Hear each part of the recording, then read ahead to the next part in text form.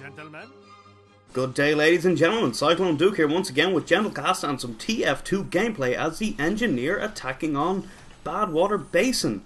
Yes, indeed. First tip. You can build inside spawn doors. If you hug the door and look alongside the door, you can place buildings inside.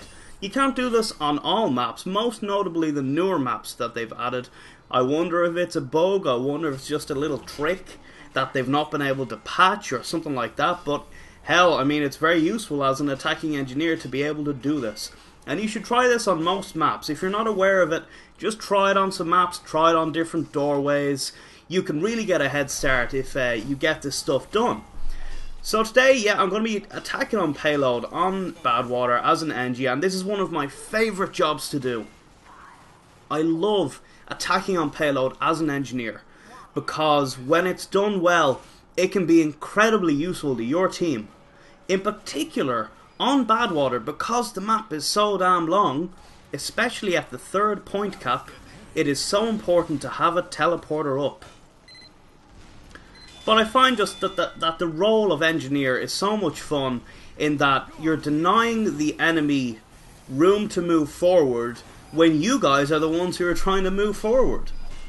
Basically, my goal is, whenever I play engineer and attack on Payload, my goal is that as soon as my friends push the cart and take an area and we push through, I want to be in there immediately to make sure that the enemy cannot move back in. Once you lose that ground, red team, it's ours. That's my goal here. So I'm staying near the cart. I've pushed out here with this nice dispenser and Sentry to help us push this cart, stop us getting flanked, nice and easy. Your Sentry might get destroyed, guys, because the red team do have the advantage. They do have the ability to get onto high ground, or in general it's in favour of the defensive team. You might lose your gear, it'll probably happen, but don't worry too much about it. If you lose it, it's not the end of the world. It's not like the red team are suddenly going to, destroy the cart or something, Right there, I got killed by that spy.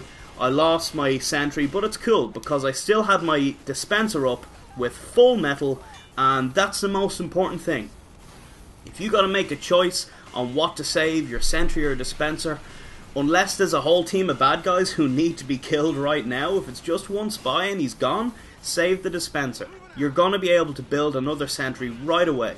So we did push up here. I guess I forgot to record. Apologies about that.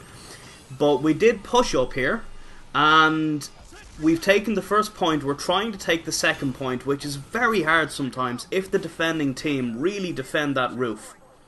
All I'm trying to do here is help us hold this ground, make sure that my teleporter's up, give my team a dispenser if they need it, and generally just try and stay away from spies.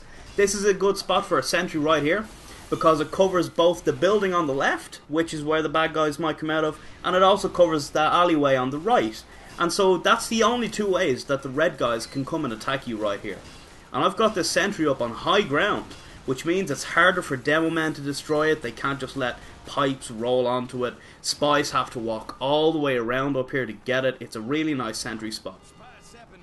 And as soon, one thing guys, if you're ever going to unsap a teleporter, never stand on top of it. Always crouch down beside it and unsap it that way. Because if you stand on top of it, a spy might telefrag you by coming through your teleporter and killing you instantly. So watch out for that. So my team here are nearly going to cap this second point. I don't want to move up just yet because of how that building works.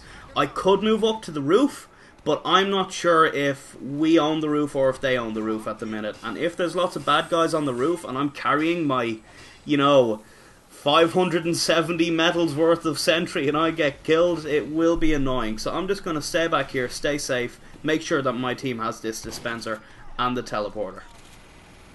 So we're going to cap this second point soon. Looking at the map, they're just barely holding it off. Once we do cap up this point, I want to move up straight away, follow that cart. That's my goal here, always be a little bit behind the cart, keep the fight near it. As an engineer, you have a very, very useful tool in that, if you're the kind of person who likes tower defense games or real-time strategy games like Command and Conquer where you control an army, sometimes I feel like this as engineer. Because with the teleporter, you decide where your whole team goes. Very few people are going to not take a level 3 teleporter when they've got to walk ahead of them. So we can assume that most of your team are going to be taking that teleporter. This means that you can guide the fight. You decide where your team fights. Kind of, you know, you can really influence them. Like right here, I'm pulling this teleporter here. They're going to come out from here. They're going to see the cart. They're going to have the option to go up into that little house on the right, or into the left, or onto the cart. I give them the choice though, you know. Try not to funnel your team into one area. If a map expects you to attack from different angles and different alleyways, get up, get behind them, don't make all of your team go into the one frontal area, you know, that one suicide kill zone where all the sentries are. Don't put a teleporter exit there.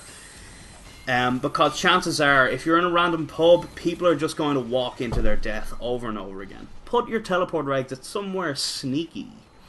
So either variety or sneak, you know. If you can get a teleporter to flank the team, that's amazing, because your team are going to be flanking them, and that's going to really disrupt the enemies. But if you can't do that, just put your teleporter in a place that when people come out, they can choose where to go, and you give them that option. Now right here, I'm putting my teleporter right beside the cart. Right here I say, okay, the sentries are down, we need to push this cart, we've only got 4 minutes, let's make sure that we do it. I get this teleporter up here, and basically I'm telling my whole team, it's time to push the cart, guys. You've left the teleporter, and you're right on the cart, and look at that. 3 heavies, oh that's lovely. Look at them pushing that cart, because of the dispenser and the teleporter taking them right to it. So, it's time to move up again. Oh no, a spy's on the cart, but I can't really do much with this sentry in my hand. Oh well. So here's one trick. Now again guys, I'm just setting up base barely behind where the fighting is. I'm not way back, so I'm just trying to hold the land that we've gotten. Now I do need to put up another teleporter. This is annoying because our spawn has moved forwards. This is really important when you're attacking on payload or control points. You remember that as you move forward, your spawn moves, and it might not be relevant to your teleporter entrance anymore. So again, I'm just trying to set up here just back. See, now I see that the fight has been taken into the basin itself, the thing that Badwater Basin is known for, down into that basin. So this area is kind of safe now, and this is where I want to set up. This is where people are going to retreat to. Now, check out where I'm putting my teleporter here. I'm putting it away from my dispenser and my sentry. I'm putting it in the opposite direction. This means that if an Uber comes through, demolishes my sentry, kills me, kills my dispenser, and that's horrible as an engineer. Check it out. They're in completely different places. They're going to focus on the area behind me, and this area here, they're going to completely overlook that teleporter, because it's in the opposite direction as the rest of my gear. And that's really good, guys. When you get killed and you lose everything, if you still got a level 3 teleporter, that's not too bad. So do try and keep that teleporter alive, because it's completely self-sufficient. You don't, you know, it's not like a dispenser. You don't need it on the front lines. It's not like a sentry. You can kind of put it anywhere. So that's really awesome. And finally, as I see that my team are really pushing up here, it's time to take the fight to the Reds. Let's push up with the sentry, and this is a really cheeky thing. If you see an opportunity, just pop your sentry down in the middle of the fight. Whatever, jump down, push that cart. Your sentry is going to save you guys. The sheer shock of a sentry being there can win you the fight, and that is purely awesome. Thanks for watching, guys. All the best, and as always, have an exquisite day.